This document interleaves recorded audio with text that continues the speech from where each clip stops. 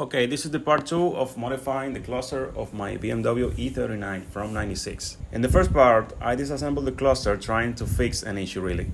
The actual issue was a mix of weird behavior, especially on cold starts.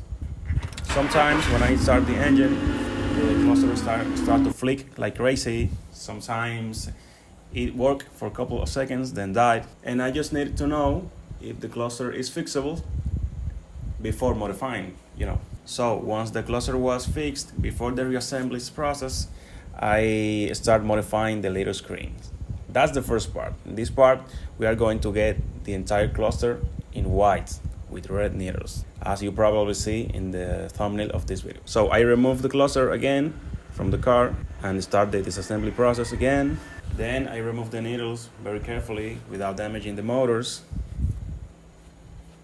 This is my screen after the mod I did in the first video. That's why it's transparent. This is the transparent-ish dark layer that sits behind the screen. I talked about it in the last video. This is the orange diffuser that came by default.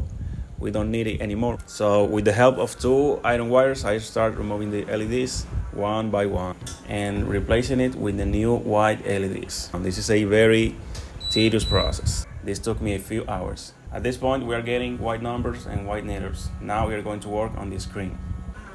Same process. I remove the LEDs one by one.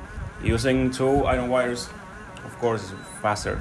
Now we are getting a yellowish tone on the screen, but that's because of that orange diffuser under the screen.